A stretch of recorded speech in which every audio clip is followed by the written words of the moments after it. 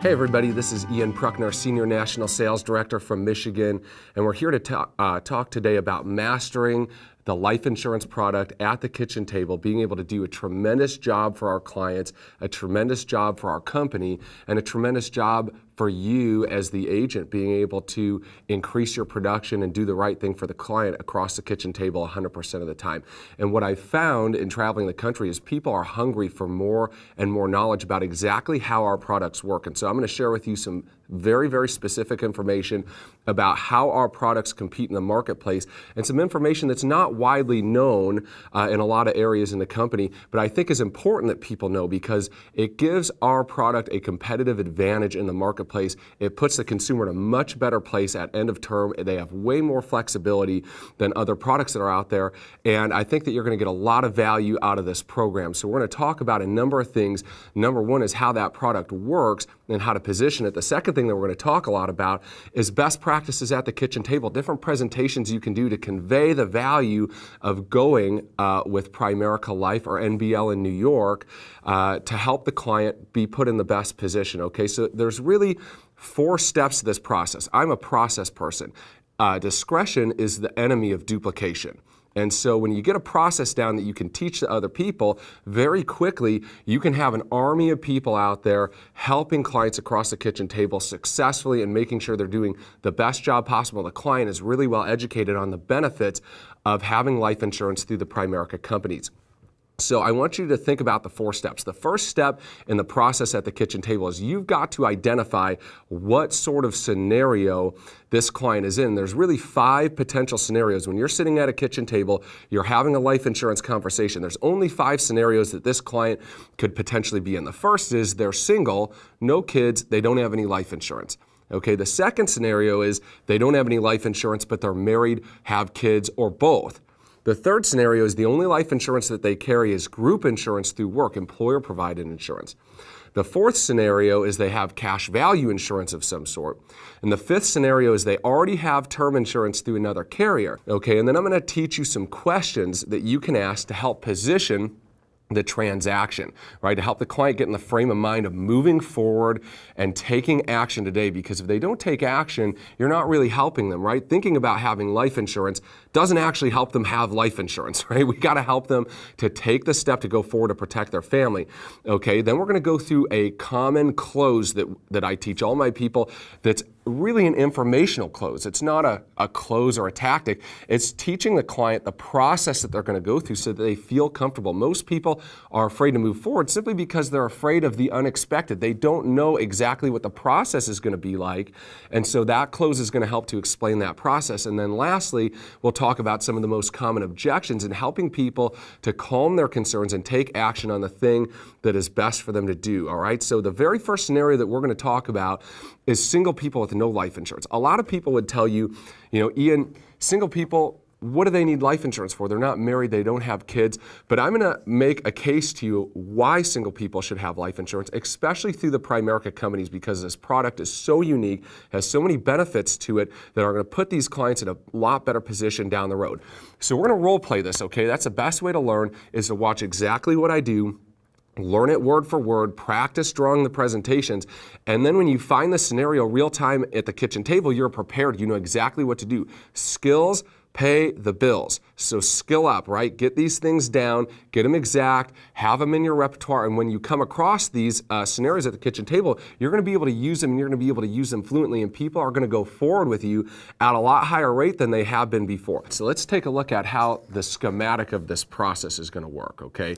So we're going to, once we've identified what presentation we're giving, we're obviously going to give the presentation associated with what sort of scenario this client is in. That's going to be different. Once that presentation is complete, then we're going to ask the closing questions, okay? So the closing questions are going to be the same every time. Once we've asked the closing questions, we're going to go ahead and move into the close and getting the application started. That process is the same every time. So what I need you to understand is the scenario is going to give you a different presentation, but after the presentation's done, you go right into the closing questions and then right into the close and taking the app. All right, so let's start with our first scenario, which is a single person with no life insurance. So a lot of our clients that are single will look at that and think, I'm not really sure I need life insurance. But I believe very strongly that people do need life insurance that are single for a number of reasons. So here's the conversation that I'm going to have with a client. So we're talking to Bob. Bob is single. He doesn't have any children. And I'm going to ask Bob a question. I'm going to say, Bob, have you ever considered having life insurance? Sometimes they do. A lot of times they say, I've thought about it, but most of the time they're saying, well, no, I haven't really thought about it. I'm not married, I don't have kids. I say, well, Bob, do you mind if I give you just a couple-minute education on why I think it's important for single people to have life insurance? Generally, he's going to say yes, and that's what I'm doing. I'm getting little yeses along the way to a big yes, right? So the presentation that I'm going to use for single people with no life insurance goes as follows. So, Bob, the cost of life insurance is really based on two things, okay? What do you think those two things are, Bob? And I let Bob answer, right? Because I learned a long time ago that when you say it, the prospect doubts every word. When they say it, it's 100% true. So I want to get the client, the prospect, involved in the process so they understand what we're doing. An educated consumer is the best consumer when it comes to dealing with Primerica life insurance companies, MBL in New York. Okay, so the cost, Bob, is based on two things. What do you think those two things are? And I let them think about it. Generally, they get them right. If they don't get them right, I help them along. But the first answer is age, right, Bob? Of course it's age, right? The older you are, the more expensive it's going to get. Bob, let me ask you a question. Will you ever be younger in the future than you are today? And Bob's going to say, well, of course not, right? Okay, so you're guaranteed to be getting older. The second factor in determining the cost of your life insurance is your health. So, Bob, let me ask you a question. Have you ever heard of people who get healthier and healthier and healthier as life goes on? No, of course not, right? The way God made our bodies, we do not get healthier and healthier as life goes on. We become less and less healthy. So if we know that this commodity, this product of life insurance, is going to cost more in the future, absolutely going to cost more in the future because we're getting older and we're getting less and less healthy, would it make sense to get it now while it's as cheap as possible, or does it make sense to wait and be guaranteed to pay much, much more potentially into the future? Of course, it would make sense to lock it in at the lowest rate. The second benefit, Bob, is something called a living benefit. Most people think the worst thing that could happen to them financially would be to pass away prematurely. But Bob, in your situation, you're not married, you don't have kids, way, way, way worse than that would be for you to get very, very, very sick, but not pass away immediately, right? Because you'd have skyrocketing medical bills. We all know health insurance doesn't pay for everything. Most people who have terminal cancer, let's say, they're not going from radiation to chemotherapy to work, right? So their bills are skyrocketing because of medical expenses. Their income is going down because they're not working as much or at all, right? So if your expenses go up and your income goes down, Bob, is that a good or a bad thing? That's a bad thing, right? Well, if something were to happen to you, God forbid, where you were diagnosed with a terminal illness, and there's some different things. You got to read the contract, exactly what qualifies, how it works. They got to get a note from it. They've got to be seen by a physician, et cetera. Okay, but Bob, if you were able to have a benefit where you had access to, let's say, $250,000 of money that you could get if, God forbid, you were diagnosed with that terminal illness, and you could use that money to maybe take your family on a vacation or seek alternative medical treatment that your insurance didn't pay for, or any number of things. If you had access to that $250,000, would that help you in that situation that, God forbid, something like that happen? Of course it would. Do you have access to $250,000 right now in any other way? No, you don't, right? So that's a reason why you would want this, a benefit to having that. Bob, the third reason that I believe that single people should have life insurance is there to protect the people we love and care about in case of a premature death. And I ask him, I say, Bob, let me ask you a question. Is there anybody in your life that you love and care about greatly that struggles financially right now? And Bob will answer. Everybody has somebody like that. And I'd say, Bob, if God forbid something were to happen to you, and 2 or 3 weeks later, a check arrived in their mailbox, and it paid off their mortgage, or it sent their kids to school, or it helped them actually be able to retire, how would they feel about you having done that for them? It would change their life, right? Of course they'd feel incredible. Okay, Bob, would we want something to stop you from being able to help your family like that? Of course not, right? So that's why it makes sense for you to do this. All right, let's go ahead and go forward. So that's scenario one. That's single people with no life insurance. Let's talk about scenario number two. Scenario number two is married people or people with kids that have no life insurance, okay? So you're at the kitchen table, you're talking to Bob and Susan, they're married, they've got 2 little kids running around in the background, and you're talking about life insurance. You say, by the way, Bob, who do you guys have your life insurance through? And they reply, well, we don't have any life insurance. So this is exactly what I do. I kind of sit back a little bit, I say, Bob, you have no life insurance? And I let them react. Most people understand this is something they need to be doing. So that reaction that they give me is going to tell me kind of where they're at. And here's the presentation I give to them. I say, Bob, when I meet people that are married with kids like you are that don't have life insurance, it's generally for one of 3 reasons, okay? The first reason is they kind of know they need to do it. See, I'm shaking my head yes, right? They kind of know they need to do it. They just really haven't gotten around to getting it done, okay? The second reason is sometimes people are concerned about the cost. They really haven't looked into it much. They're just afraid of another expense, okay? Now, the third reason, Bob, and I'm sure this isn't you, okay? I'll just tell you that right up front, but believe it or not, every once in a while, Bob, I meet people who just don't care about what happens to their family. Now, obviously, that's not you, right? We're sitting here, you have a great family. So Bob, if that's not you, which of the first 2 reasons would you say is the primary reason that you don't have this right now? And I let them answer. And if it's they know they need to get it done, I say, well, we're going to help solve that tonight, okay? We're going to get that done for you. If it's a cost issue, I'll ask them another question. I'll say, well, what do you think it would cost for you to have that?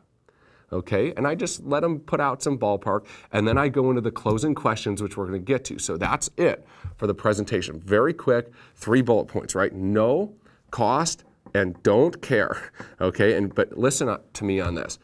You can't say I meet people who don't care about their family. The first thing you say is, believe it or not, and I know this isn't you, you make sure you let them know it's not them, okay? I'm sure this isn't you, but every once in a while I meet people who just don't care, okay, about what happens to their family. So get that off the table, and they'll pick from one of the first 2, and then you can address that concern, ask some closing questions, and get them to move forward. The third scenario is people with group insurance, okay, people with group insurance. So again, when I'm talking to them about life insurance on the kitchen table, I'm asking them, well, who does your life insurance? They say, well, I have it through work. I say, well, that's great, but who does your life insurance? They say, well, I just told you I have it through work. So you don't have any private insurance at all? And I ask them with a little bit of question, and I let them react to me. And I want to see where they are emotionally in that. I say, well, you know, is it all right if I give you a couple of minute education on group insurance? And what we always recommend, and what most experts recommend, is whatever you can get for free from work, take. Free is good. Get as much as possible. Okay, but whatever your family would need, you want to make sure that you own privately. Okay, and I'm going to explain to you why that is. Is that okay if I share that with you for a couple of minutes? Great. Okay, so Bob and Susan, really the first reason why we want to have life insurance outside of work is the trend. Okay, every headline you read, every news story you see today, does it show employees jumping for joy outside of their corporate offices and the news anchor saying, employees ecstatic, benefits getting better and better, employees paying less but getting more, everybody's toasting champagne glasses outside of the work? Is that what it shows? They say, no, of course not. Of course not. It doesn't show that, right? It's the exact opposite. Employees shouldering more and more of the cost of their own benefits. Employee benefits going away. Employees going contract so they don't have to be given health benefits and different benefits. The trend in employee benefits is that employees are shouldering more of the burden, more of the cost, and getting less and less value. Would you agree with that, Bob and Susan? Of course you would. Okay, so when it comes to something as serious as protecting our family and making sure that when we need it, that coverage is there, I don't think it makes much sense to put that in the hands of our employer and bet against a very clear and obvious trend. You would agree with that statement, right? Of course you would. Great. The second thing is you need to be working there in order to be eligible most of the time. There are some policies that have portability riders on them or different features. They tend to get very, very expensive, and they're very, very few and far between. By and large, most of the time, the employee must be employed there to be eligible for their employee benefits, right? And what I say to them is, I say this: in today's day and age, 30 and out is gone, right? Most people are going from job to job. They get downsized. There's just no loyalty anymore with companies. You'd agree with that, right? So, what are the odds of you staying at your job forever, never getting a better offer, never starting your own business, never retiring, and just one day dropping dead, right? I mean, it's potential, but it's a small potential. And if the policy is enforced, your employer's chosen to keep it, and that happens, I have no doubt in my mind that you would be paid. The problem is there's a lot of reasons you wouldn't be paid, like you left the job, you went somewhere else that didn't have it, et cetera. So when it comes to something as important as protecting your family's financial future, we don't want to have that tied to our continuous performance at a job we may not like, may not be able to do, or we get a better offer. You'd agree that it would make sense for you to have control of that rather than tying it to your employment status, right? Of course you would. Great. The third issue is generally you've got to be on active payroll. So not only do you need to be working there, okay, but you need to be actively employed, okay? In a lot of cases, if you cannot be on a long-term disability or other things, these benefits shut down. So a lot of people don't understand is, if something happens, they get very hurt, they end up in the hospital, they're taking extended amounts of time off work, maybe they're sick, and inadvertently, no cause of their own, they switch from an active payroll status to a disability status, and many times that coverage goes away with their active payroll status. They didn't know, they thought they were all set. When it comes time to pay that claim can be denied a lot of times because they're not on an active payroll. So again, what are the odds of us working at the same place forever, never getting a better offer, never going contract, never retiring, and not getting sick or hurt prior to passing away? Again, so now we're really whittling down the use of this, which is generally why it's free, right? You've heard the saying, you get what you pay for. Okay, so free is great, take as much as you can. But we want to make sure that we have control. We don't want to be having our family sitting in a hospital potentially someday, looking at a time frame and saying, if they go this much longer, we're not going to have an insurance benefit, right? We want to make sure that your family has everything they need to make sure that you have what you need to get better and to fight through it, and not be looking at time frames on a work insurance policy. You would agree with that, right? Of course you would. The fourth benefit is a living benefit, okay? And on our product, there's a living benefit that allows you to take 40% up to $250,000 out while you are alive. If, God forbid, you were diagnosed with a terminal illness, you had 6 months or less left to live, there's some other factors there that you need to look at, policy size and other things, okay? But that you can take out while you're alive, that you could take to get medical treatment, maybe some different avant-garde medical treatment, things that are not readily available. Maybe your insurance wouldn't pay for them. Pay your bills, pay your mortgage off, maybe take your family on a vacation.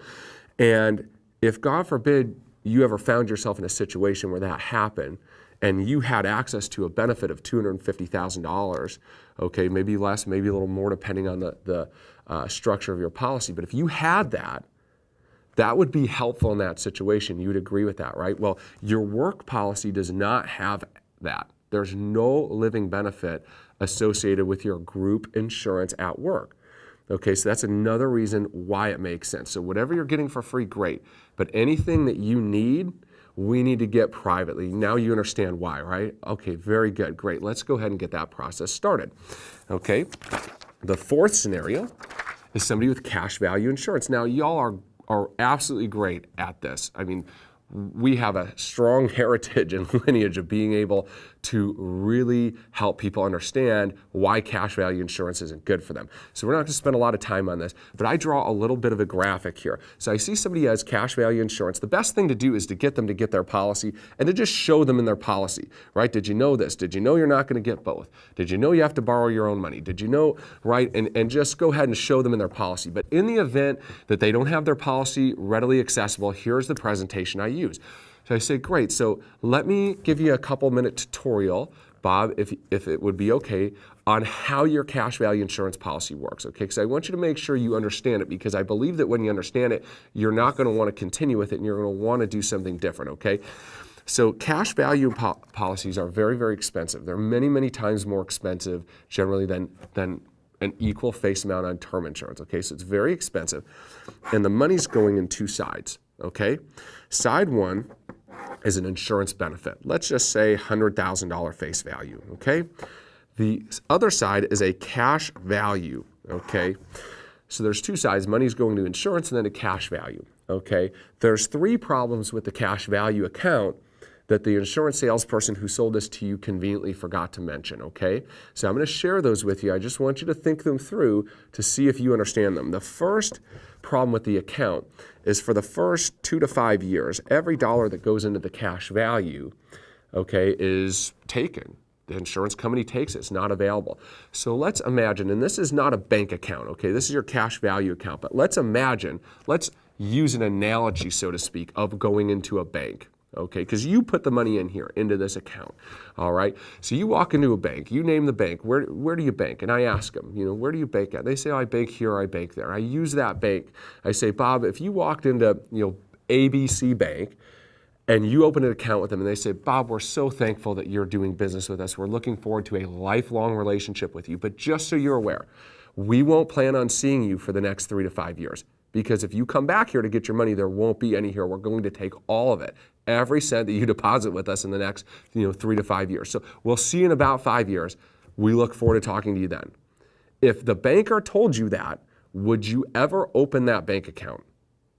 And Bob said, well, of course I wouldn't. I said, well, unfortunately, you just did when you bought this product, okay? So the second issue is the only way you can get money out of this without surrendering your policy is to loan it to yourself at interest, okay? So whose money is in this account, Bob?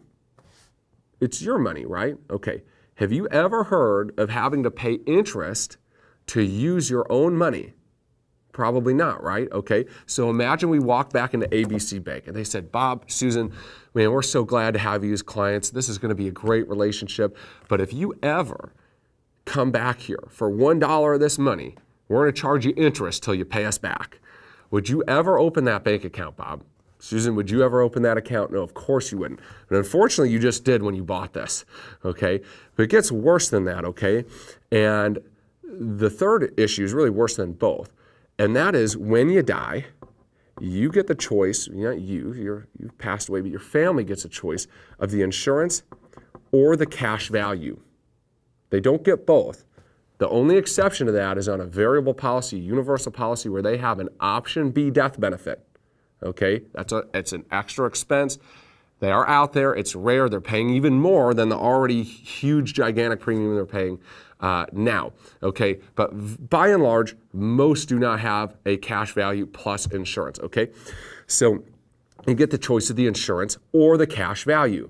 Okay, so at age 100, generally the insurance and cash value are supposed to be equal, right? So the insurance would be worth $100,000. The cash value would be worth $100,000 at age 100, right? So let's pretend you died at age 80. Okay, it's not going to quite be $80,000 because of interest to other things, but let's just use the round number of $80,000 in cash value and a $100,000 death benefit. So you pass away, your family gets a choice of the $100,000 or the $80,000. So which would they pick? Well, they'd pick the 100, right? And at first glance, Bob and Susan, most people would say, well, what's wrong with that? I bought a $100,000 policy. They paid my family $100,000. Let's watch the math here. So the insurance company pays out the $100,000 death benefit. But they get to keep the $80,000 in cash. So they pay out $100,000, but then they take over your $80,000. So how much does the insurance company in this example have to pay? The insurance company paid $20,000, their own money, and offset the rest of the death benefit with the cash value they were able to keep. So you paid for how much insurance, Bob? You paid for $100,000. But how much insurance money did you actually get? In this example, you got $20,000. So Bob, you're paying for two things, insurance and cash, but at any one given time, you only get one thing. So you understand why you don't want to have this? Bob and Susan, of course you do. Great. Let's go ahead and get you started. Okay. The last scenario is they already have term insurance. We're going to spend some time on this. We're going to get very, very detailed. So I hope that you have a pen and paper ready. I hope you watch this as many times as it takes you to get it. Because once you get it, you're going to be a very, very powerful force out there in the marketplace, and you're going to be doing a lot of good. Okay? So let's talk term insurance basics. Okay? So here's time, here's dollars. Let's look at $1 million term policy, not with us, not with another, just any term policy anywhere. $1 million face amount for easy math. Okay, so here's time, here's 10 years, 20 years, 30 years, 40 years. So let's say you buy a 20-year, $1 million term, doesn't matter what company it's through. For all practical intents and purposes, this is how that policy works. $1 million for 20 years from now, it ends. Technically, it doesn't just end, and this is where you need to know your stuff. Okay, there's 3 choices at the end of virtually all term insurance. Okay, choice 1 is you can renew. Virtually all term insurance is renewable. Renew is keep the same policy, but at a different rate. The problem with renewals is most renewals range anywhere from 8 to sometimes 45 times the original cost. So they're paying $1,000 a year annual premium. 20 years from now, it renews, it's $12,000 a year, or $20,000 a year, or $40,000 a year in some cases, right? So the renewal is generally not a feasible option because the multiple of the premium has gone up to a point where people cannot pay it, okay? So it's an option, but it's not viable virtually ever, and so nobody does it. The second option is you can do what's called a conversion or an exchange. A conversion or an exchange would be to switch from the current product to some future product, okay? Term insurance outside of Primerica is convertible to permanent insurance only. Permanent insurance only. They will not allow you to convert to other term insurance. And you read the conversion privileges, go and look at it, verify it with yourself, always look at it, show the client the conversion privileges. It'll say, you know, for a permanent life insurance policy, sometimes it'll say things like to any policy available as determined by us besides term insurance, cannot do term insurance, okay? Well, the problem is if the renewal is term insurance and the term insurance is 10 or 15 or 20 times more expensive, what's the conversion to permanent insurance going to be? Right? It's going to be even more expensive, right? Maybe 30, 40, 50 times as expensive. So nobody's going to do that, right? The third option is you take another health test, try to get new term insurance. The problem is you're 20 years older. Who knows what's happened to your health? You're going to pay more because you're older, obviously, but a lot of people are not able, as life goes on, to continue to prove into the premium rate classes that they had before. So now they're not only older, but they're getting, you know, substandard ratings, or they're moving from a preferred to a standard rating, and sometimes they become uninsurable. So I want you to understand this and look at this graphic, because this is not how people's need for life insurance works. People's need for life insurance does something like that, right? It's a theory of decreasing responsibility. Today, a high need for life insurance, eventually a low need for life insurance, right? If here's an asset column down here, right? Today it's low, but over time, the asset column is going to go up, right? You've seen this 1,000 times. But in practice, term insurance after time 1 virtually never gets the client, not never, but virtually never, gets the client to the point where they are self-insured. We know the statistics in the United States and in Canada today, right? Savings rates are near all-time lows. People do not have enough money statistically to retire, you know, in their 50s and 60s like they used to be able to. People are having to work. They're carrying debt loads longer. They have not saved enough. They need more money than ever saved. You know, so there's a lot of factors that are causing people to need term insurance longer. Okay, so watch this. When you find somebody with term insurance, there's 3 scenarios. 1, you are playing cheaper, right? So they have a 20-year term. They're 2 years in. You show them a 20-year term with us, it's flat out cheaper, wonderful. Go ahead and do some closing questions, do the close, take the app, no problem, okay? Those are easy. Thank goodness for expensive term insurance companies that are out there, right? Okay, but there's 2 other scenarios on term insurance where it's not that cut and dry, and you've got to learn how to master this product and be able to master communicating the product to the client, because a client is going to be put in an incredible position by switching their life product over to the Primerica life companies, right? Because of our end of term conversion feature, okay?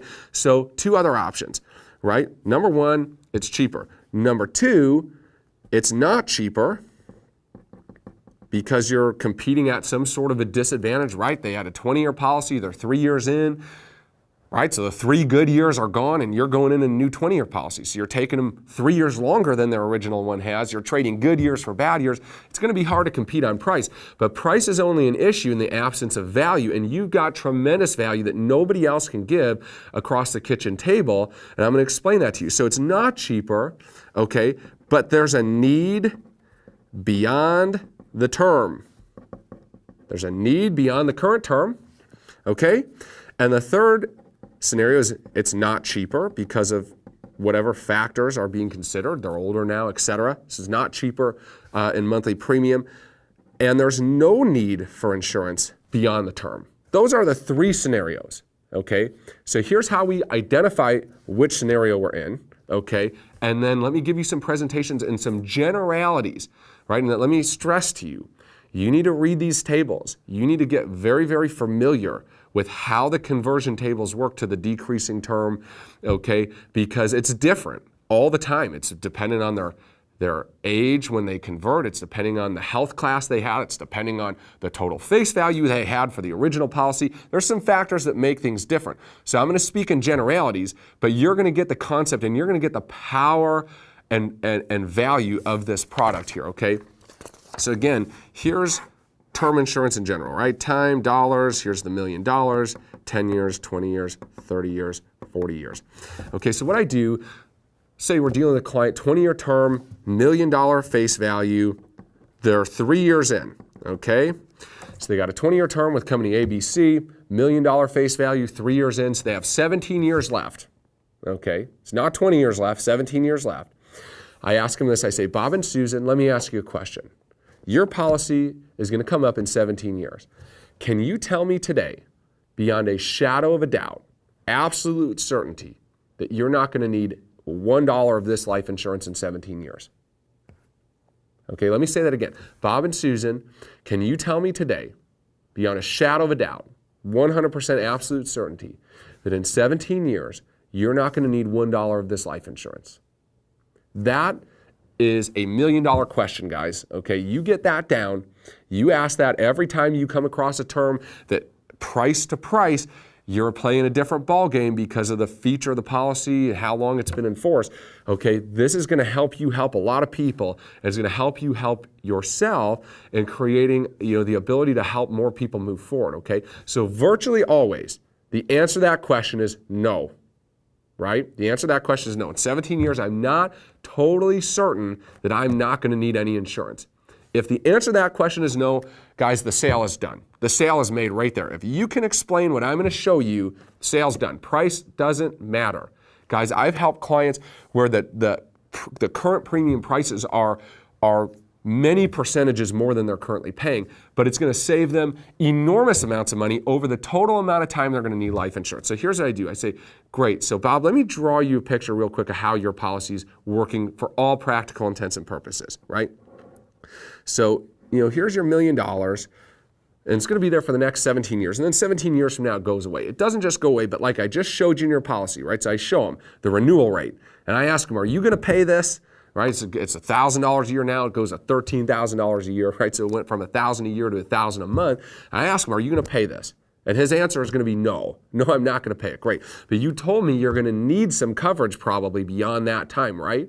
Right. Okay. Well, then the policy that you have is not going to work for you. You'd agree with that, right? Because for 17 years you're good, but then you're not going to be able to keep this, right? Okay. So let me ask you this, Bob. What if I were able to get you a policy that did something like this? Let's say it gave you the same $1 million and it even gave it to you a couple years longer than you have it. But at the end, instead of just going away completely, it went down pretty substantially, okay? And this is just a generality. We'll go through your specifics, okay? It went down substantially, but then went down little by little every year until you were 100, at which point it'd be worth 0. Right? Because your need for insurance is kind of looking like this, right? You said, I'm still going to probably need some at the end, okay? And your policy doesn't give you that feature. So what if we could extend it a little bit, but not only extend it, we could let you keep a relatively substantial amount of coverage, Bob, with no health check at this point and no increases in premium. If we could do that, that would solve the problem of your policy going up to $1,000 a month. Wouldn't you agree? Great, because we can do that for you. Obviously, you got to get qualified for it, but if we can issue it, that's what it's going to look like. Okay, great. So this scenario that I'm showing you is what is called our conversion or exchange to decreasing term to 100. So I'm going to encourage you to go into our policies to exchange section 5. On virtually all of our policies, it's found on page 7, okay? And I want you to read it. And what it says is it says that you can exchange this policy at any time after it's been enforced for 5 years to the annually increasing premium term insurance to age 100 or to the decreasing term insurance to age 100 plan described below. If the exchange is for the same class of insurance, we will not require evidence of insurability. Okay, I have this memorized. I can visualize this paragraph as I'm reading it. What does this mean? What does this gobbledygook mean? It means the difference of having insurance in later years and not having insurance in later years for the client. Because on any other term product, they will not allow them to do this. So what this means in practice, okay, we're not going to talk about the increasing premium term. There's not a big use for that. But the decreasing term is totally in alignment with our philosophy of theory of decreasing responsibility and the fact that most people are not going to be able to be totally independent of term insurance after their first term. So what Primerica says is regardless of your health, you could be uninsurable anywhere else, have a heart attack, stroke, nobody will give you insurance for any money. Primerica doesn't care. At the end of your term, we're going to give you another term product in the same class of insurance, same health class that you had before. Okay, and the way the decreasing term works, it's a function of $100 of basic annual premium. It means if they're paying $1,000 now, they will have a choice at the end to keep paying $1,000 a year. Okay, and that $1,000 a year will buy them a certain amount of coverage in that year, right? Depending on their face value when they first got the policy, their health rating, and the age they are when they convert it. But guys, listen, nobody else out there is allowing people to keep term insurance without a health check at the same price they had before. Granted, they're getting less, but they need less. So you went from taking a client that said they had a heart attack here, when they get to that 17-year period on that original term policy, they're out of luck. They're not going to have insurance is what's going to happen. And this need here is going to go unfulfilled. But with Primerica, not only in this case would we be able to expand it out some, right, but we'd be able to continue meeting that need, although lower, with no health check, no increases in premium. Nobody is making that promise across the kitchen table besides Primerica. When you really understand the impact that that clause has to a client and their future need for insurance, you will be as sold as I am that this is the right product for the consumer. It gives the consumer choice and control at the end of term that they have nowhere else. Everywhere else, they're at the mercy of their health. They're not healthy, they're not getting insurance. Okay, here, that's off the table. We guarantee you the same rating class to a decreasing term. Here's the other cool thing. You can actually buy this up. So now let me talk to you as an agent so you understand exactly how this works and then can convey it to the client, right? So I'm not saying this specifically to the client, but I want you to understand it. So let's say on this $1 million policy, the decreasing term conversion for this specific client went down to $200,000. You might say, well, that's a lot of drop from $1 million to $200,000. Well, go and read those tables. Sometimes your $1 million becomes $940,000. If you're in a certain demographic and you had a 10-year term and you were 30 years old and you were preferred, okay? And sometimes it drops down to like, 10 or 12% of the coverage and everywhere in between. So you need to get familiar with how the conversions work. But here's the end all be all of this. In this case, drops to $200,000. Say, well, that's not very much. Remember, they're 20 years older. They have 20 years less debt. They have 20 years more saved. Their children have grown by 20 years. That's unavoidable. That has happened. They need less insurance theoretically than they needed 20 years ago, right? They're still going to need some, okay? And remember this, they had a heart attack over at this point. They're not getting a nickel of insurance for any amount of money from anybody, right? Okay, on a new issue. And so they're thankful to have that. But what if you wanted more than the $200,000 in that case? Believe it or not, with the Custom Advantage product, you can buy that decreasing term conversion up. Say you're paying $1,000 and it gave you $200,000. Well, theoretically, you would be able to double it, say, you know what, I want $400,000. Okay, well, then your premium went from $1,000 to $2,000 a year, but it didn't go to $30,000 a year or $10,000 a year. It was manageable. The client has control and choice. And control and choice are two of the most important things when it comes to people's finances, right? So this is how you explain the value of the decreasing term. And remember, the million-dollar question, are you able to tell me today with 100% certainty, beyond a shadow of a doubt, that you're not going to need $1 of this life insurance in so many years? And the answer to that is no. The sale is made because this product simply meets the client's needs better, gives them flexibility into an unknown future more than any other product that is available in the marketplace. So now let's talk about what I think is the most complex piece of this. It is also one of the least used, but you need to know it because when you use them, they tend to be big policies. Okay, so you got to get this. Our product is called Custom Advantage. Believe it or not, it's not just a nice name. Okay, it actually has a custom advantage. So here's the other scenario, right? So here's our time again, our dollars, $1 million, 20-year term. So here's 10 years, 20 years, 30 years, 40 years.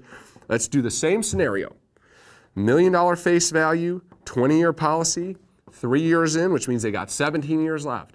And you ask that client, Mr. and Mrs. Client, are you able to tell me today with 100% certainty, beyond a shadow of a doubt, that in 17 years, when this policy's up, you're not going to need any life insurance whatsoever? And they look back at you, say, yeah, I'm positive I'm not going to need insurance. I'm going to be self-insured. You're probably dealing with somebody who's done very well financially. They probably have quite a bit of investable assets out there that you can get, okay? And you have the ability to make a big difference for these people. So let me explain this to you. So here's what I say. I say, Mr. and Mrs. Client, let me kind of explain to you what's going on, and then let me show you how I think we can provide some value to you. So Mr. and Mrs. Client, for all practical intents and purposes, this is how your policy is going to work. For the next 17 years, you have $1 million in coverage, and then in 17 years, when it's ready to go away, you're telling me I'm going to be totally okay with it going away, right? That's what you've told me, correct? Okay, so let me ask you this. What you're saying is in 17 years, I'm not going to need any life insurance, right? Okay. Well, if in year 17, you needed 0 life insurance, Mr. and Mrs. Client, in year 16, day 364, so the day before, you needed 0. Did you need $1 million of life insurance the very day before? Probably not, right? If you needed 0, the day before, you probably needed $5 or 10, but you didn't need $1 million. Your insurance need didn't go from $1 million to 0 overnight, right? Unless you win the lottery, right? What's happening, Mr. and Mrs. Client, is your insurance need is kind of doing this, right? That's what you're telling me. I'm going to be self-insured. I'm going to need less and less until I get there, and then I'm going to need 0, right? Okay, very good. Well, right now, you have a policy that's kind of like an off-the-rack suit, so to speak, kind of one size fits all. You bought it for 20 years. You said at the end of 20 years, I'm not going to need it.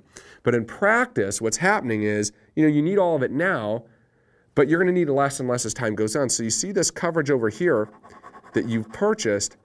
You purchased it, you're paying for it, but what you're telling me is I don't really need it. It's extra, right?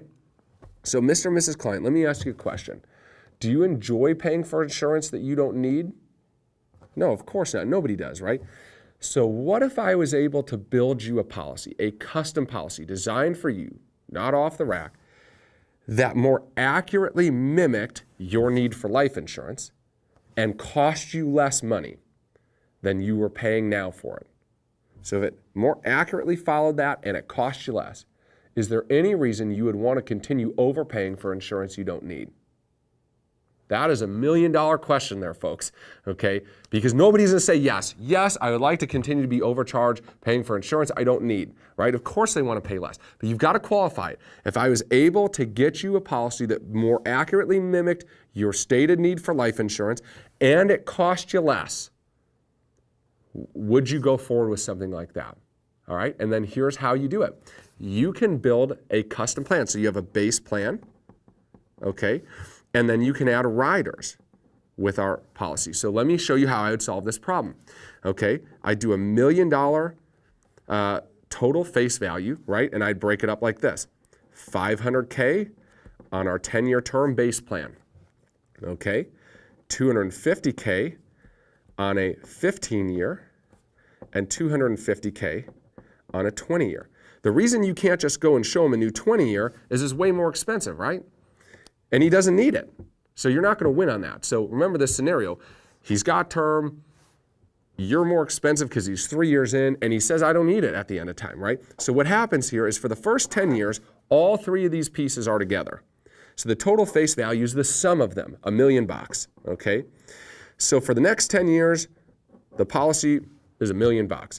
At this point, in the 11th year, this piece of it will come to the end of term and can convert, okay, to the decreasing term. So that piece will drop pretty substantially, right? And then it will start going down little by little every year, okay? At which point you get to year 15. This piece goes to convert to decreasing term. So another little drop and then begins to go down again, right? In year 20, this piece will begin to drop and then go down again. So the product that we built kind of looks like a sloped staircase, right? And again, this is a generality. It's going to be different for every client, but it's going to look the same. The question is, where does the sloped staircase start and how quickly does it slope? And that's going to be dependent on their specifics, right? But in generality, that's how this is going to work. So what's happening here is you cut out all this excess and you're cheaper than their 20-year term because it's not a 20-year term. It's a hybrid policy. It's literally a custom policy that you've built. And you can do all sorts of crazy stuff with this. You could choose to get rid of the 15 when it came and just drop it and the premium drops. You can choose to convert them. You can choose to keep them level. I mean, there's so many choices and you don't need to choose today. You can choose then when we see what the client scenario actually looks like. But the flexibility here is unbelievable, right? And you come in maybe at 60, 70% of their current pricing, right? Okay, so not only did you give them a policy that more accurately mimics their current need, but you got them covered if they're wrong by having the ability to keep that decreasing tail further out, and you're saving them money. It is a win-win-win. Nobody else creates products like this. Nobody else has the ability to, right? Because even if they could stack riders on, which most of these guys do not have provision to be able to do that, okay, but even if these other companies could stack riders on, their rider would go away. So instead of having this nice little flow, it would go boom, boom, boom, right? And it would not accurately mimic their need for insurance. Okay, so folks, this is how you win with term insurance. All right, there's no term insurance out there, in my opinion, all right, and in my experience, that's going to put the consumer in a better position, give them more control, more choice, more flexibility, and more peace of mind than having life insurance through the Primerica companies. It's just not out there. You need to learn this and understand it and learn how to communicate it to people. Because when people understand it like you understand it, it's just common sense. People want to do the right thing. They just don't understand, and they don't know how their policy works. So we've got to show them how their policy works and show them a difference. But it's not price, you guys. If you're competing on price, you're in the wrong ballgame, right? Price is only an issue in the absence of value. So let's move on now to the closing questions in the close. So now here's the second part. So remember, we would do presentation, and then on the back of the presentation, we'd add on a series of fixed closing questions and a fixed close. So the closing questions and close were the same, the presentations were different. So you can apply these closing questions to the end of every one of the presentations. So you've done the presentation, you said, does this make sense why you need to do this, okay? Now, on the term insurance ones where you've got face amounts that are already set, you really don't need to do this, okay? But on the people that have no insurance, the people that have group insurance, it's imperative that you ask these questions. This is how you move the transaction along. So group insurance, no insurance, whatever it is, we've established the need. So do you understand why this makes sense, right? So Mr. and Mrs. Client, Bob and Susan, let me ask you a couple of questions. Question number one is this, okay? If money weren't an issue, how much coverage would you want your family to have? That's it. If money weren't an issue, how much coverage would you want your family to have? And I let them answer. Most of the time, the client will give you an answer that's in the ballpark. Now, if the client's living in a $300,000 house, he says $50,000, you might need to stop and back up and give him a little bit of an explanation of what life insurance is for. It's income replacement, right? Okay. But by and large, they're going to give you the right answers. Let's say the client says $500,000. Say, okay, so $500,000 is what you'd like to have if money was not an issue, right? So Mr. and Mrs. Client, listen, the next question, money is always a concern when it comes to these things, right? You'd agree. How much do you feel that you could put towards on a monthly basis? How much do you feel like you put there monthly comfortably towards making sure that your family was properly covered? Most of our clients, before you answer that, Mr. and Mrs. Client, say somewhere between $50 and $100 a month.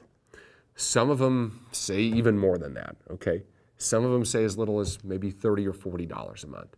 Mr. and Mrs. Client, where do you feel like you could comfortably be? In 6 months, you're not thinking, gosh, that's yeah, we could definitely do that. And I get an answer.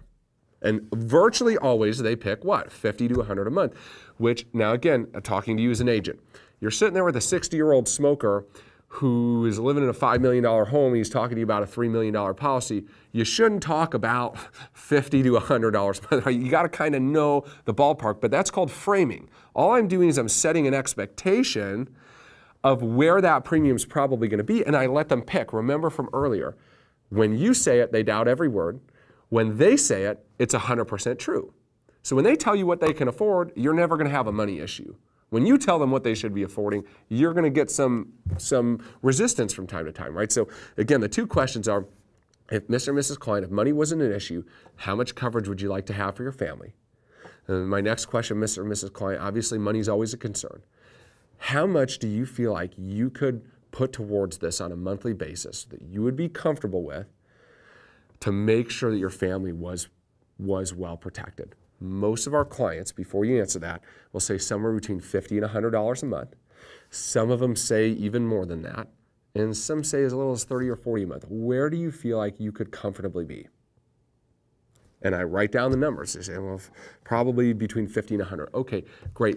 More on the higher end, more on the lower end? Well, probably, more on the higher end. Okay, so, we definitely don't want to go over 100, but we want to keep it below that, right? Very good. And what I do is I go into Quick Quote and I create a product that works in this scenario, which again is why you need to learn how to frame it appropriately. You can't say, you do it for $30 a month on $1 million and they're standard and 55 years old, right? So you got to be making sure that you're in the ballpark so that when the numbers you're showing them come back, they're in the range, okay? So that's the two closing questions. So here's the close. And again, it's really not a close, it's information. People that are empowered consumers make good choices. At the end of the story, people in America are very intelligent. They want to do the right thing. They just don't know where to begin. Nobody's ever told them. They don't know who to trust. They've never educated them. So here's what we're going to say. So let me give you a couple of nuances here. Let me give you some qualifiers before we go through this. Many states have different free look periods, okay? The state of Michigan, where most of my business is a 20-day free look. But you need to use the free look period in this example that is in your state, okay? Otherwise, you're going to give them some wrong information. That's number one. Number two is on Term Now, okay? That's an instant issue product. Some of the time frames here are going to be a little more condensed than what I'm explaining to them, okay? So you need to make sure that you'd know if you're quoting them Term Now because you just did the quote. So it's Term Now, you got to adjust the time frames in here. But this is how I explain the process to the client, okay? So I say, Mr. and Mrs. Client, before we start, 100% assumptive. So we've gone through the presentation. We've told them the reasons why. We've gotten buy-in that, yeah, that makes sense. We've gotten an expectation set. I want this much coverage for around this much. We've showed them numbers that work. Here's the assumptive close. Mr. and Mrs. Client, what we're going to do today is we're going to file an application. With that application, we're going to put a 1 month's premium on a deposit, okay, let's call it $75. It's going to go in with the application. It's just going to sit. There'll be no more premiums withdrawn unless you put this policy in force, like a good faith deposit, okay? From today forward, all right, we will begin covering you for free conditionally for the next 30 to 60 days for up to a maximum of $500,000 each. If you're applying for $1 million, we're not going to cover you for that, okay? But $500,000 each. Okay, that coverage is going to start today, and I'm going to explain a couple of things to you here about that in a second. Okay, but during the next 30 to 60 days, I'm going to need you guys to do two things for me. One is I'm going to need you to do a telephone interview where they're going to call you and ask you the same medical questions that I ask you today. So I need you to make sure that you tell me things exactly as they are, okay? No hiding stuff. If you're concerned, tell me. My job as an agent is to help you navigate and make sure that you've recorded these things accurately, okay, so you don't have problems later on. Number two is you're going to do a paramed exam. Blood, urine, vitals, maybe a resting EKG or a full EKG. It will be paid for. They'll come to you. You can go to them. It's really flexible. Now, what I need you guys to do is I really need you to do this virtually immediately. I'll tell you why in a minute, okay? But those are the things we're going to need to do. Now, about 30 to 60 days from now, Mr. and Mrs. Client, we're going to get a physical policy back. Okay, once we get that policy back, I'm going to come back and we're going to go through it. Okay, and again, in Michigan, we're going to start what's called a 20-day free look period. So in that 20 days, Mr. and Mrs. Client, you guys have three choices. Choice number one is you can say no thank you. Okay, well, why would you do that? There are situations from time to time where the company declines coverage. They say, based on health, we're not going to offer it to you. Or sometimes they come back and because of this or this or this, the coverage offer is much, much more expensive than we initially thought. So the moral of the story is if something comes back and it's just not something we can work around, you do have the ability to not move forward with it. If you choose to do that, the money that's sitting on this deposit will be refunded to you in full. So Mr. and Mrs. Klein, I just need you to understand, there's no risk to going through this process, okay? It doesn't hurt you to try this, okay?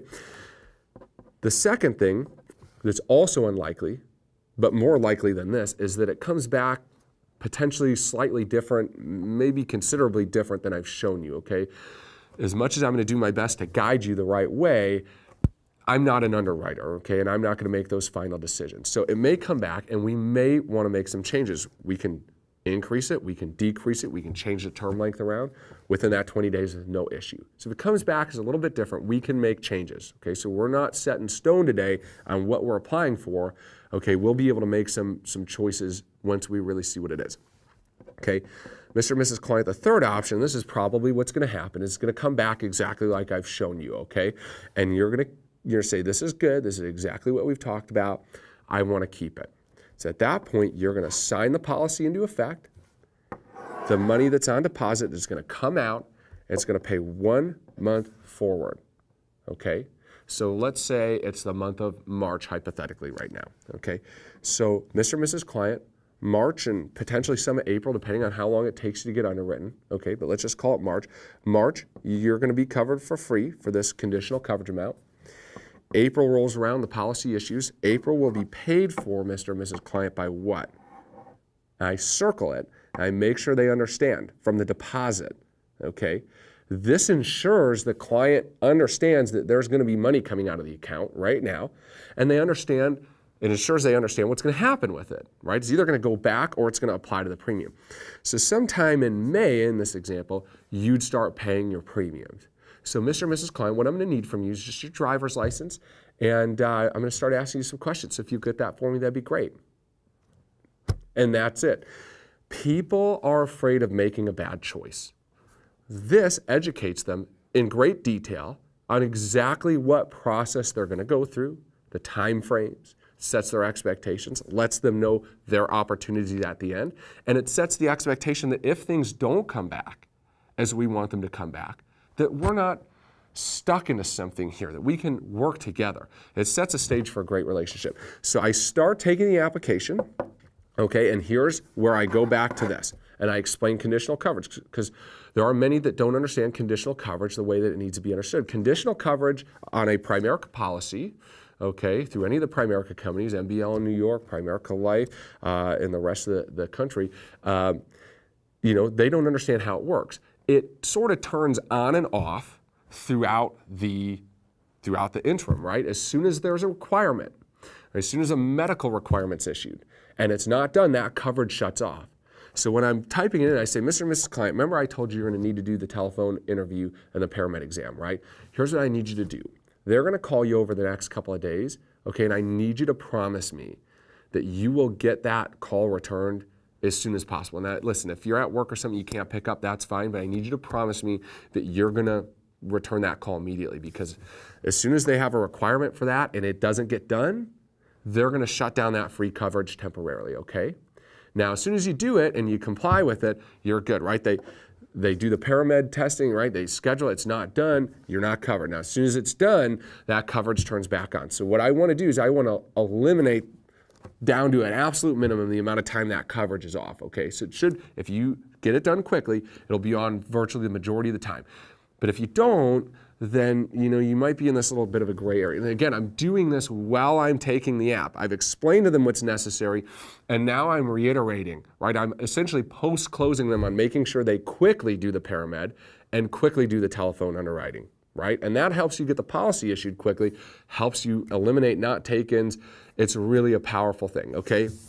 So the last thing we're going to talk about is really a 4-step process to overcoming objections, okay? And, Hector's got incredible things. Keith Auto has incredible things. You guys are great at overcoming objections. But I'm going to teach you my process on overcoming objections on people who have no life insurance or only group insurance, which is essentially having no life insurance, no private life insurance anyways, right?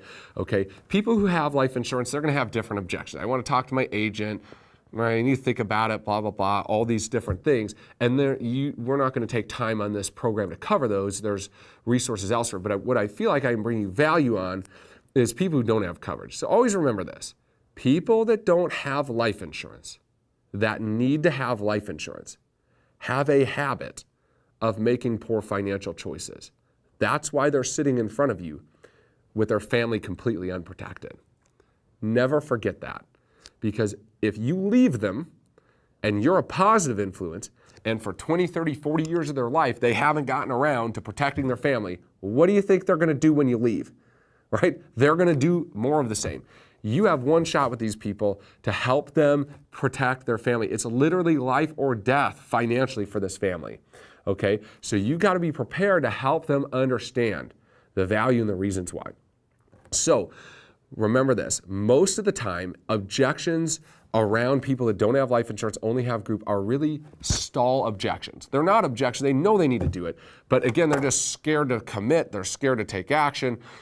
They don't really see the value, whatever it is, it's a stall objection. It's usually like, well, we just need to think about it. Can we do this at another time? I don't make decisions on the same day. And so you've got to be ready for that. 3-step process to overcoming every objection. Number 1, affirm them, okay? Nobody wants to be argued with. What do you mean you need to think about it, right? Okay, affirm them. Mr. and Mrs. Client, wow, I really appreciate you for saying that. I'm the same way. I don't like to make decisions right away either, okay? The great news is, today's not decision day. All we're doing, and we're back to that A diagram, all we're doing, I circle it, is applying today, right? And we're going to get underwritten, we're going to get a policy issued, okay? So we're just starting the process on this. Now, when it comes back and it's good, I know you want to take care of your family. We're going to make sure that this gets placed. But, today is not decision day. We're not deciding on anything final. We're just starting the process. We're getting ourselves something to even make a decision on. Does that make sense, Mr. and Mrs. Client? Great. Let me grab your driver's license and let's get started. So that's objection 1. Today's not decision day. Objection 2. So you give them overcoming objection number 1, today's not decision day, and they say some version of the same thing back to you. Right? Because again, it's a stall. Yeah, I understand that, but we just we made a pact that we would never make a big decision on the same day without sleeping on it. Yeah, right. They've got a massive TV there. They have no life insurance, no savings. They got 2 nice cars in the driveway. They make decisions every day that are detrimental to their finances without thinking about it. But you're asking them to take responsibility. That's a defense mechanism that they have there, right? So you need to understand that. You say, hey, again, man, thank you for saying that. I really, really appreciate it. That's a very admirable trait. But let me ask you this. I call this the college close. Have you ever been to college? They're either going to say yes or no. If they say no, then you say, you know anybody that's ever been to college? Sooner or later, they're going to answer that yes. But one of them generally will say yes. Yeah, I've been to college. I say, great, where did you go? Well, I went to the University of Michigan. Awesome, very good. What did you study there? Great. Hey, listen, think about it like this. When you applied to the University of Michigan, did they have to let you in? And they think about it and say, well, no. So, well, that's kind of like this. We can apply, but it doesn't guarantee us that we can get in. Now, when you got accepted to U of M, did you have to go there? They think about it and say, well, no. I say, you're right. You could have gone somewhere else, not at all. Right? It's your choice. It's the same way here. Once we give you an approval, then you can make your final decision. But let me ask you this question.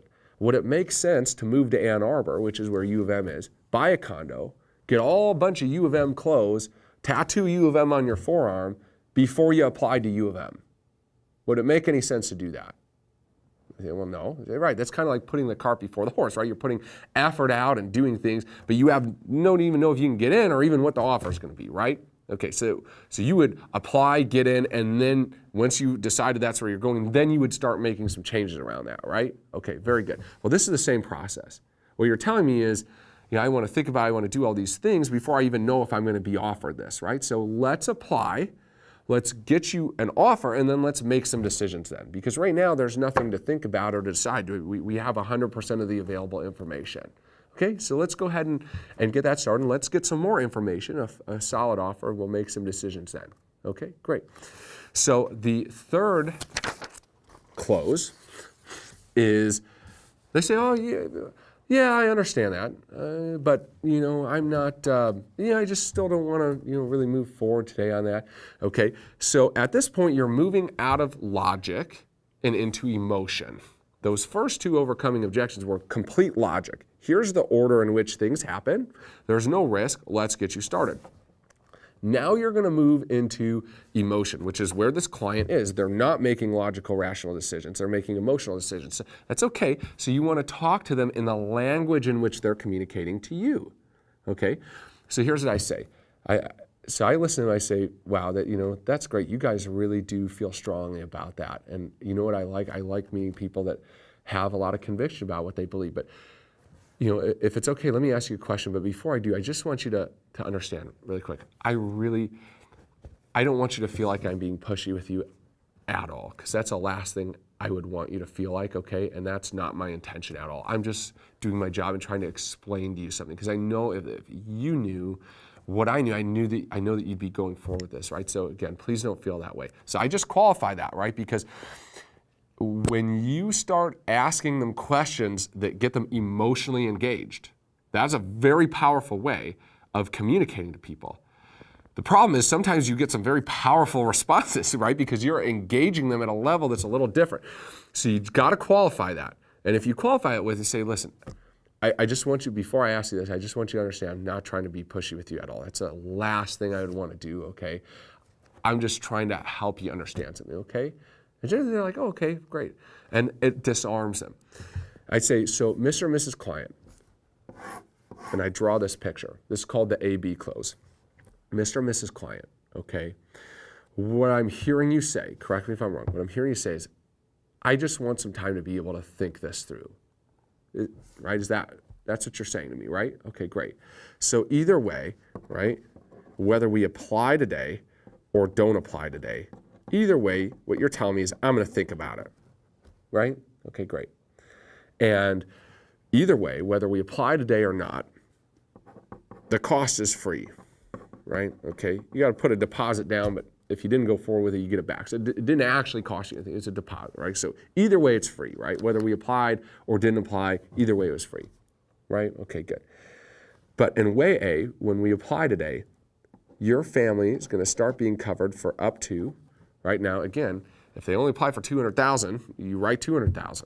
If they apply for $1 million, the maximum conditional coverage is $500,000. But Mr. and Mrs. Client, today we're going to start covering your family for $500,000 while you're thinking about it. Okay, you got to do your underwriting and different things, but we're going to start covering you today doing this. thinking about it and not filing an application, your family's going to be covered for zero. Mr. and Mrs. Client, let me ask you a question. Which way, A or B, better protects your family while you're thinking about it? Guys, people know that what we do is so important. They know they need to do it. They're trying to get out of taking responsibility. But at that point, generally, they get a little smirk and they're like, all right, let's go forward, right? Because you've shown them why this makes sense, okay? At this rate, I would say 80 to 85% of the people that you've sat with, that you've gone through this, are going to be moving forward with you, okay? There's a straggler little percentage that says, yeah, I understand that, but I'm just not going to move forward on anything. I decided before you got here, no matter what you said, I wasn't going to move forward. Okay, so what do? You affirm, right? I appreciate that. You answer, and then you ask them to move forward. 3 steps to overcoming an objection: affirm, answer, close, right? Okay, so close number 4 is what I call the next door neighbor. So what I do, I close up my stuff. I sit back in my chair a little bit. I lower the tone of my voice. I say, Mr. and Mrs. Client, I really appreciate you having me over. And I'm sorry that I haven't been able to convey to you, for whatever reason, the importance, because I know how much you care about your family. But before I go, let me just ask you one more question. Let's pretend, there's a neighbor down your street, 4 or 5 houses down, and, similar age to you guys, similar amount of kids, same socioeconomic status. Not you, right? Not you, of course, but the neighbor 4 or 5 houses down. And I was there, I was talking about it, they were telling me, no, I just need to think about it, I'm not going to do it today. And so I left, and, they didn't move forward.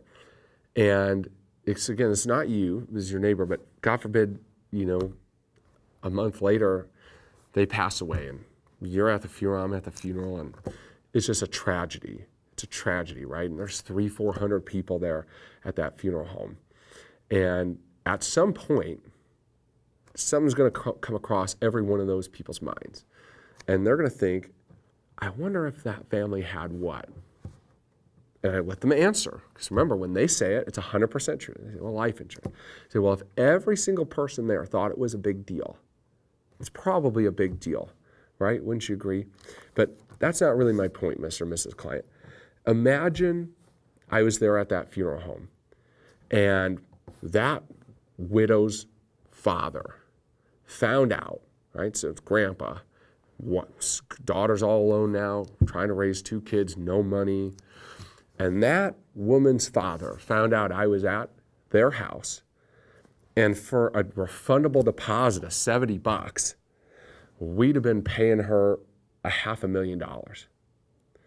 And he found out I didn't ask him one more time. He'd come up to me, and what do you think he'd say?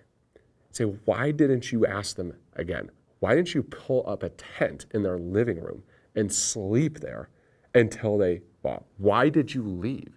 Why didn't you take the pen, put it in his hand, and tell him sign? Because my daughter is going to have problems for the rest of her life. That's what that man would be saying to me. Imagine if he told the other people there. He'd be chasing after me with baseball bats. What do you mean you left? What do you mean you were okay telling him, sure, you could think about, why didn't you make him do this? That's what every single one of them would be saying to me. I think you and I both know this is something you should do. Why don't we go ahead and get you started, right? This is the right thing for you. And I asked them to go forward one more time. If at that point they will not move forward, I'm done. And I respectfully thank them for their time. I tell them how glad I was to make their acquaintance. I hope that at some point they change their mind, even if it's not with me. I hope at some point that you do this because it's important for your family. I shake their hand. And I leave on a positive note. I don't want people to feel badly about their interaction with us. I want to be able to say what's necessary for those kids and that spouse, right? But I don't want them to feel badly. We want to be professionals at the kitchen table. We want people to think, that when I leave, I want them to think that was somebody who really believed in what they were telling me, right? And we have a responsibility to our clients to help them move forward, a moral obligation. If we can't help them move forward, guys, we're not helping them. At some point, they're going to have a ticking time bomb, so to speak, on their life insurance policy. At some point, it's coming up, and it's not going to be pretty unless they have something through one of the Primerica companies. I hope you've gotten a lot out of this. I hope you listen to this over and over and over again until you can draw it out, until you can speak it, use the same verbiage, and I know that it's going to help you immensely. It's going to help a lot of clients get the protection they need with an incredible company. Thanks, guys, for listening. Until next time, we'll see you again.